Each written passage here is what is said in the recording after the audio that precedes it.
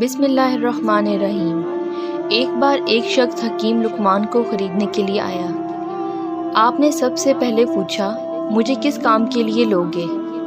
اس شخص نے کہا، میں آپ کو اپنے گھر کا چوکیدار بناؤں گا۔ آپ نے ان سے زیادہ سوال نہیں کیے، نہ ہی ان سے زیادہ بات کی۔ آپ سمجھ گئے کہ اس شخص کا مقصد کیا ہے۔ آپ کو وہ شخص خرید کے اپنے گھر لے گیا۔ وہاں پر اس کی 3 جوان بیٹیاں تھیں جو بہت گناہ گار تھیں اور غلط کاموں میں مبتلا تھیں۔ وہ تینوں لڑکیاں فحاشہ تھیں جو اپنے باپ کی کوئی بات سنتی نہیں تھیں۔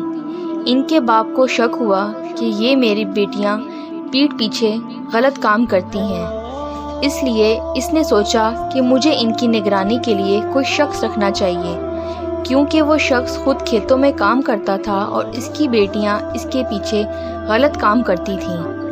اس لیے حکیم لقمان کو ان کی نگرانی کے لیے خریدا۔ ایک دن وہ شخص دروازہ بند کر کے آپ کے پاس آیا اور کہا کہ گھر میں میری بیٹیاں موجود ہیں، میں نے انہیں ضرورت کی ساری چیزیں دے رکھی ہیں، اگر یہ دروازہ کھولنے کے لیے کہے تو ہرگز نہ کھولنا۔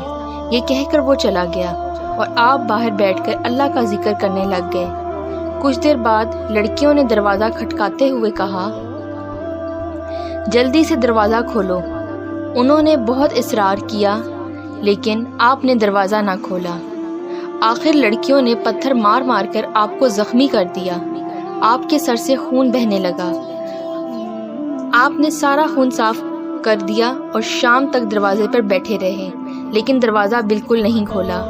جب مالک آیا تو آپ نے اس سے اس بارے میں کوئی شکایت نہ کی۔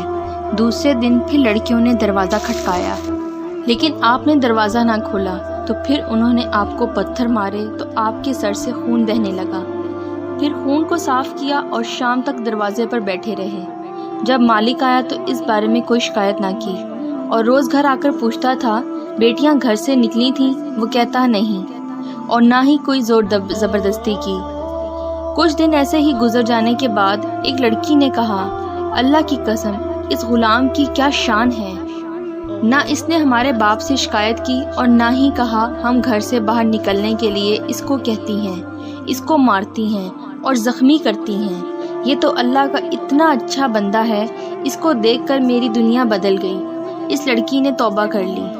جب اس نے توبہ کی تو دوسری بہن نے دیکھا کہ میری بہن اس غلام کی وجہ سے توبہ کر رہی ہے، میری بہن کتنی اچھی ہے اور میں کتنی نافرمان ہوں، اب میں بھی توبہ کرتی ہوں اور اللہ کو راضی کرتی ہوں۔ یہ کہہ کر اس نے تمام گناہوں سے توبہ کر لی۔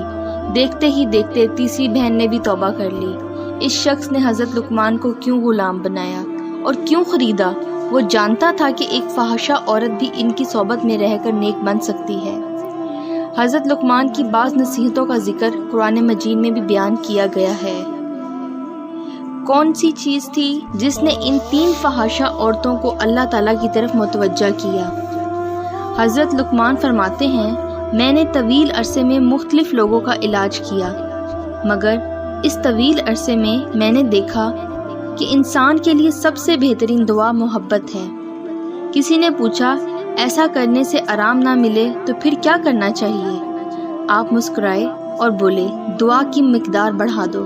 کون انسان کیسا ہے یہ تو اللہ بہتر جانتا ہے، اور کس نیک بندے کی وجہ سے کس کا دل بدل جائے اور وہ اپنے گناہوں سے توبہ کر لے، یہ اللہ بہتر جانتا ہے۔